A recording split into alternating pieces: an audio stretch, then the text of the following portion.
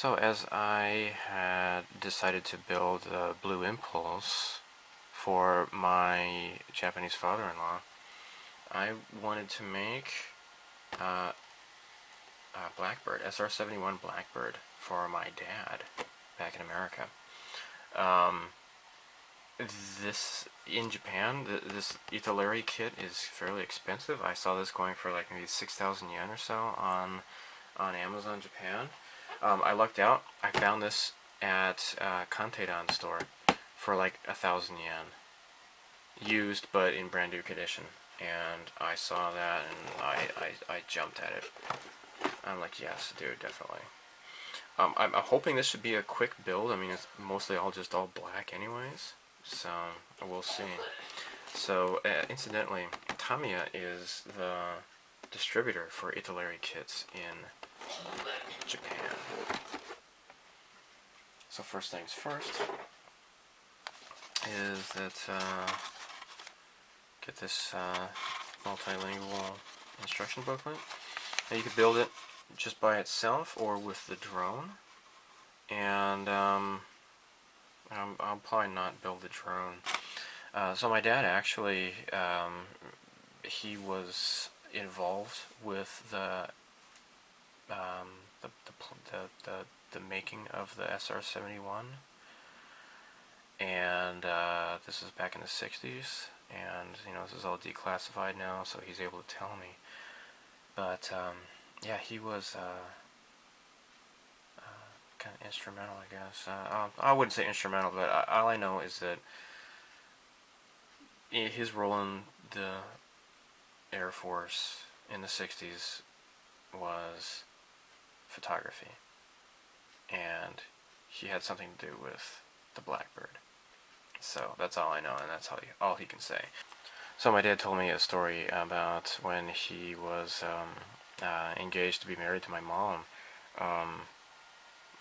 My mom's parents, my grandparents, they had somebody from, I think that either the FBI or CIA had come to check up on my dad just to make sure that you know, he wasn't leaking any classified information or whatever. And when my mom came home, my grandpa was like, "See, I told you that guy is no good. The CIA, we came here looking for him, blah blah blah." And it's funny. Yeah, I don't ever want to be a belligerent guy, you know. Whenever it comes time for my daughter to get married, I don't want to be just a dick to any guy who comes along. But anyhow, so okay, instructions pretty straightforward. This is all just gonna be black. I mean, there's not much paint involved with this at all. Here are the decals, obviously. So, interesting thing though is that it gives like the traditional decals.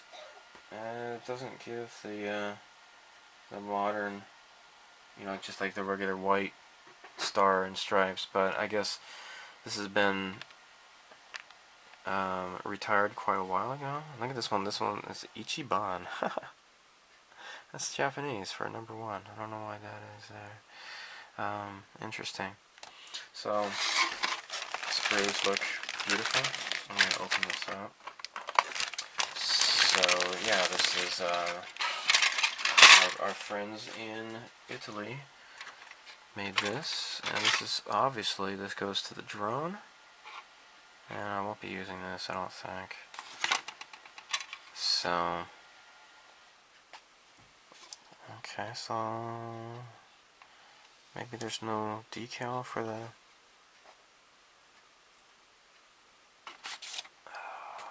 me see. No, there's no decal for the console here. Maybe I'll just have to dry brush it or something. Oh, well, that's odd. So, yeah, I've never built an Italeri before. This is going to be a pretty big model. I mean, look at that. This is just the back side here. And, I think it'll give you instructions on where to drill, you know, with the Dremel. Or I'm sorry, probably a pin vise, I should say. To, mount the the drone, which again I'm not going to do, so I'm not going to bother with that. So yeah, pretty standard amount of pieces here. So yeah, just, I can get started with priming this and painting it up black. Maybe you know, figure out the sub-assemblies and such, but I believe there's not going to be a lot of different paint colors to they're called for. Okay, so now it's got like an olive drab, red, gray, black, dark gray, yellow, bare metal, exhaust red, silver, dark red, and green. And these are all assigned alphabets. So it gives you the painting instructions for the pilot's consoles. Okay, pretty neat. So yeah, it gives you the sub-assemblies first, and then oh yeah, you could. I guess you could gouge it out with scissors, but you know, whatever. That's kind of the primitive, clumsy way of drilling holes, I guess. I would not do that, but yeah. So something interesting to point out before I get started. You know, I may have mentioned this is a 1/72 scale. Now this is the SR-71A or B Blackbird. Now check this out. This is really cool. It gives you options here. You can two different types of cockpits. There's like the standard one or this one, the bumpy kind. So I imagine this is the 71A and this is the 71B. That's pretty cool. I think I might go with the A, just because it's a little bit more, you know, it's sleeker looking, I guess. But I think that is really cool that they give you two different options. So here's the parts to swap out. Here's the bumpier version, and of course it'll have like different canopy parts, the clear parts. So neat stuff. This is going to be a very, very large model. It really is. Okay, so I have begun assembly. Of course, with it seems like with any other airplane, you start with the cockpit, and I'm doing the seats here. So there's these really tiny little pieces here, and I need to glue these into place here. I don't know what color the seats need to be yet, but I'm just gluing these into here. There. Tiny little things. Now these seats came in halves, so I had to put them together. Now I'm putting these things, and I don't know if maybe these are the, you pull them to eject. Maybe, I don't know what those are for. But they're fairly small pieces. But they're nowhere near as aggravating as some of those minuscule pieces I had to deal with on the Hasegawa Blue Impulse. So just kind of trim off some of the excess there. Okay. Now just get some glue onto here. There. And then stick it right there.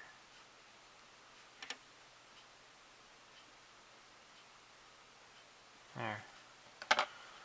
Kind of fits into place there, I suppose. There. That's where it goes. Okay, so I think it's time to start painting this. I'm gonna paint the inside here. I've primed it. I'm gonna be painting these as well, and the flight yoke. So I've been using a lot of Hobby Color, Mr. Color paints a lot lately. I want to do a lot of Tamiya paints for this one.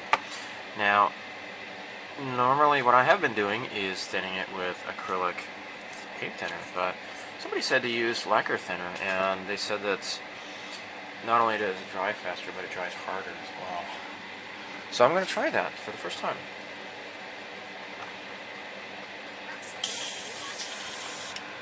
So I'm gonna load this up. There wasn't much in here. This is a very old, like one of the larger. See, this is what the new ones are this size. This is larger, so I just went ahead and fit it inside the bottle here.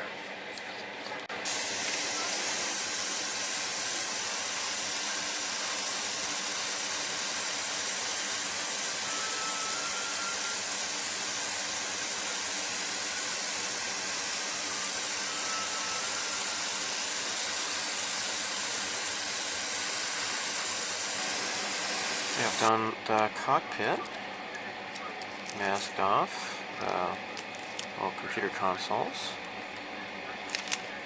and here you go. Looks nice.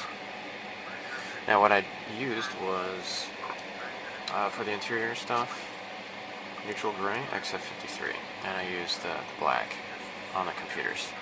Pretty neat.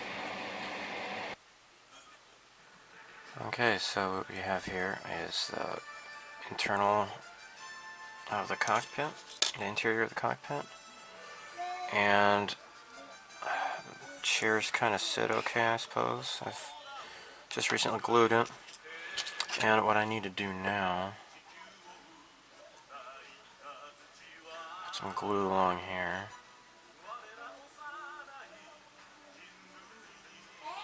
There. Now this piece here goes in here. There. I see a bit of a gap. Yeah, I can glue it from the inside maybe. Maybe not. It's okay if I just push it while it dries. There. So this is supposed to just kind of fit in here somehow. See, look, this, every time I try to test fit, this thing always comes loose. This doesn't seem to want to line up properly. And I'm kind of confused here. It's supposed to go like this, obviously. But whether or not it's going to properly line up right is another question. See, these things don't really line up. They don't even touch there. They're supposed to, but they don't. I hope if I just glue it like this, it'll be okay. Okay, so I managed to get this into place. I also had to paint the back here. I used, what was it? Gray. XF66 light gray. So anyhow, this seems to be in place. And I just taped it here just to make sure, because it didn't really seem to want to line up properly in here. So I think this tape should last. Just, I hope. I don't know. But anyhow, I think I can go ahead and continue here. Now, I dipped all the clear parts in Future.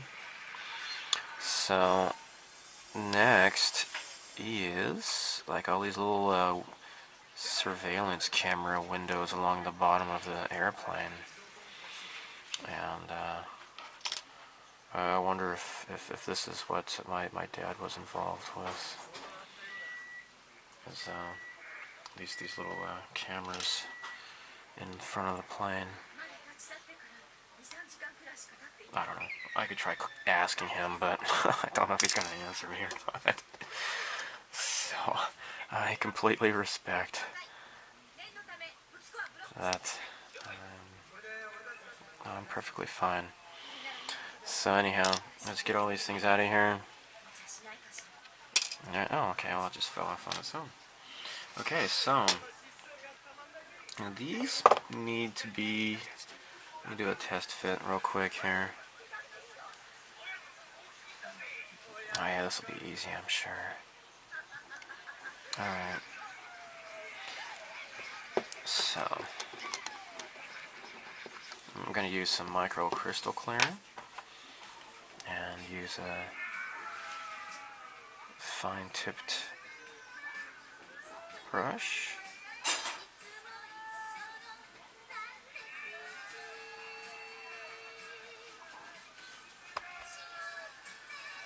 Okay, I'll get back to you on this. Let me just go ahead and do this real quick.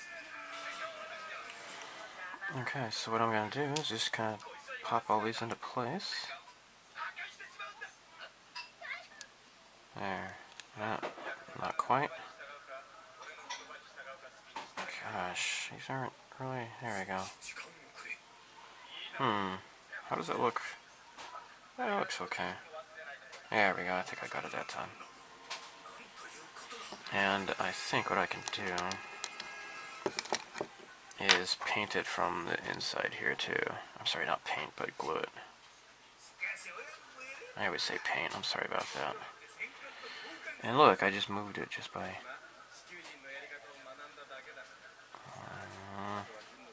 well, good thing this stuff dries clear. That's why I'm using it, right?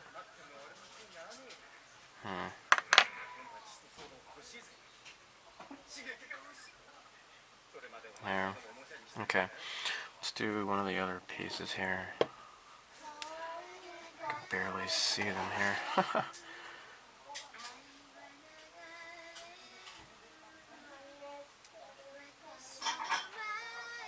There.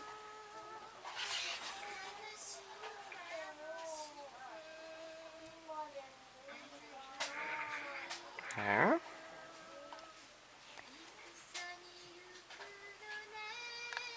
Okay.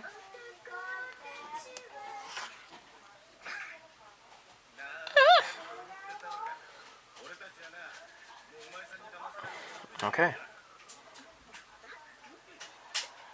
Okay, now these all fit into place just fine. It's just this forward one is kind of a little bit... Maybe I have it on backwards? Perhaps? Maybe I can switch it? See if it fits better that way, because I think it's supposed to be kind of tapered.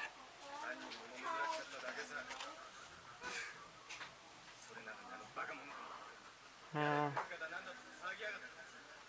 I don't think it really changed anything.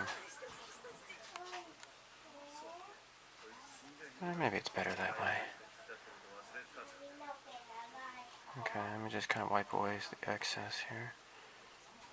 Alright. Neat. So these are all into place here. And when it dries, what I have to do is mask all of these and then prime. So this top part here fits somehow.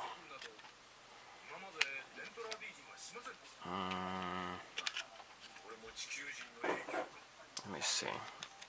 Okay. Kind of goes in like that. Okay, I think I might want to use super glue for this.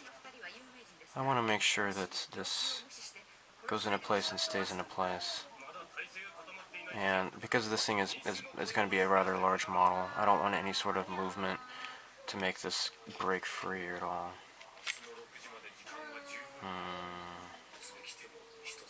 So how does this...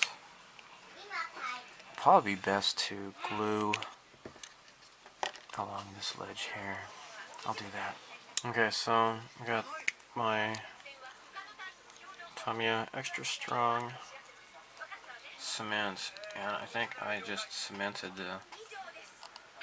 the cap into place the last time I used this. Dang it, that always happens. Alright, get back to you. Okay, I finally got it. I finally got it taken care of. Oh, this is pissing me off, I swear. This is it here. Alright, let me get a napkin or a paper towel here underneath here. Don't want this to happen again. What I did was I used a bunch of acetone, squirted it into the crack, then I just kept working with it, and then I just grabbed it with the pliers and just kind of wrenched it free, I suppose. So anyhow, how was I going to do this again? I went and had lunch. So, okay. Alright, yeah, I remember now. I have to glue it from this end here. Alright, so, let's do it. Boy. So, well, yesterday or the day before that, the Star Wars 7 teaser trailer just came out, and I'm not that excited. I guess people will kind of accuse me of just being negative, I guess, but there really wasn't. The X-Wings kind of looked cool. Flying over the water, that was really awesome looking. Seeing the stormtroopers, you know, that was pretty cool too. But just everything else, just, I don't know. I actually had made a comment on the YouTube video for the teaser trailer, and I had like 43 thumbs up. The scene with the Millennium Falcon, you could see the contrails from the Millennium Falcon, and I made a joke about it being chemtrails, and I had like all these people thumbing up my comment. But the Millennium Falcon looked cool, but it's just, I don't know. After the prequels, I just, you know, and on top of that, with J.J. Abrams, I mean, with what he's done to Star Trek, I mean, I kind of liked the first Star Trek movie, but then the Into Darkness came out, and I thought that was just so completely stupid. It was just trying to recycle the Wrath of Khan. So I think he's just kind of, he's gonna probably just try to replicate a bunch of crap that doesn't need to be replicated, because he doesn't have much originality, apparently. He's afraid to... I mean, his original movies I have liked, like, the, whatchamacallit, Cloverfield. I thought that was kind of cool. I'm not fond of those found footage type movies, but it was okay. And I did like, the Super 8. I thought that was a pretty cool movie. But after what he's done to Star Trek, it's just made me really, really nervous about what he might try to do with Star Wars. I think he's just going to try to recycle a bunch of ideas, and then, I don't know. Lawrence Kasdan is going to be doing the screenplay, though, so that has, you know, therein lies my only optimism. It's because he was the writer for the other movies. Okay, so, you know, this thing here, I know I'm going to snap this off. I know it's going to happen eventually. I'm certain of it. It is going to happen. I know it. Okay, so this is glued. Let me go ahead and double glue it. I'm going to use Tamiya cement along here.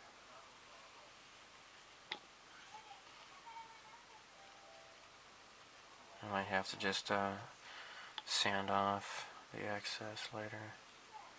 I want this to be solid. I don't want this to fall apart. I want this to behave.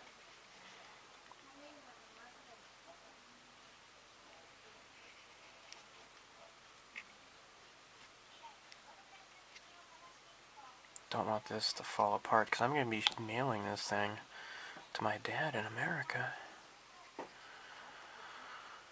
And luckily, I mean, he's not going to know about this because he doesn't ever watch my channel, even though I've, you know, I don't know, I'm just doing boring hobby stuff, so I can imagine he wouldn't be interested, but... So, anyhow. Okay, this is into place. I'm just going to let this stay.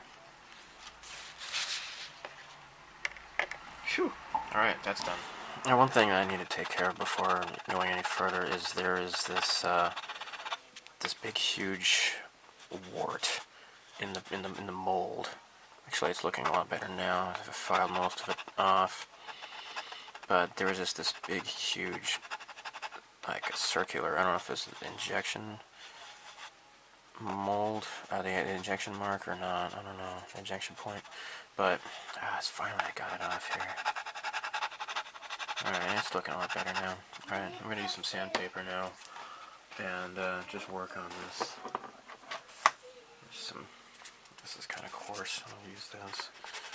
So, I don't know what happened. I don't know if all of these kits are like this, but it was just really, really bad. There. This is going to be such a huge model, I know it. So,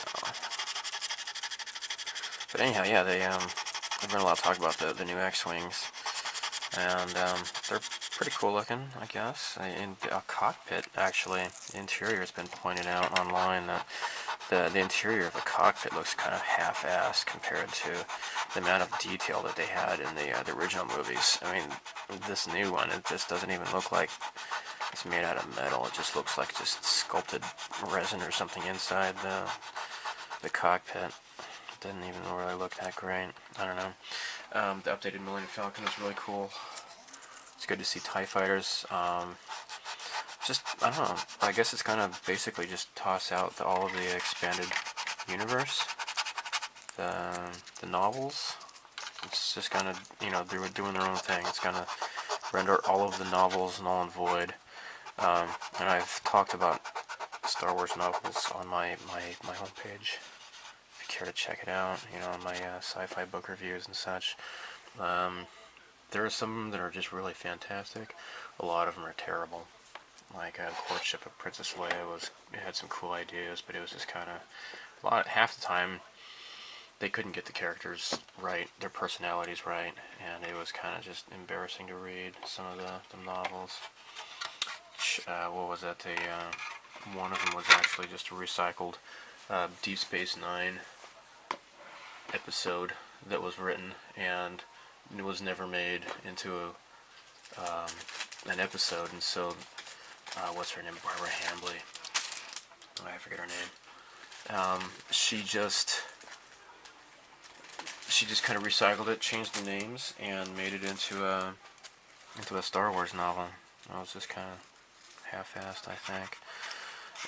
Was it Barbara Hambly? I don't know. No, she did the Children of the Jedi. I don't know. Whoever it was that did she did the novelization to Star Trek Wrath of Khan. Whoever that is, she did that Dark Star or whatever it was called. Crystal Star. And it just, it's pretty terrible. Anyhow, I'll continue working on this and then glue the halves together. Okay. Got this all kind of fitting together, hopefully. What I need to do is secure these.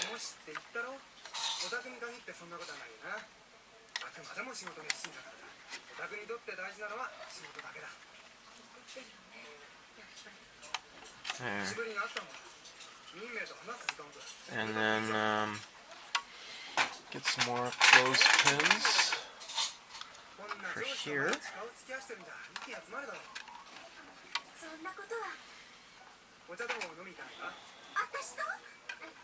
And here we go. There we go. Okay, just let this dry.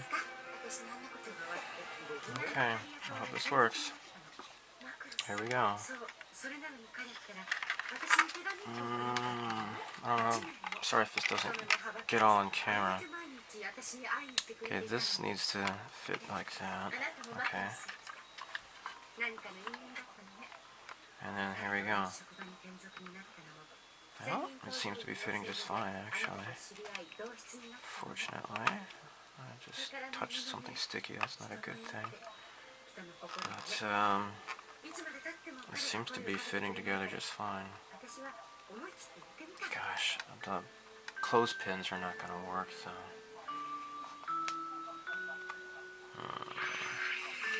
Maybe if I can clamp it with this guy here.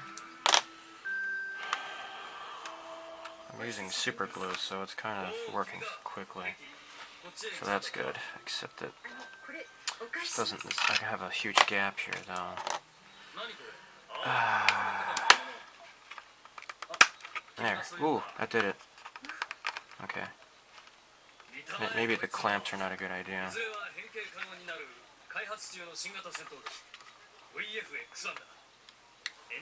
There. Okay. Well, so here you go. I think I'm going to end the video here. And next step will be after drawing, after the glue dries, I need to sand off some of these gluey areas and then start priming. So,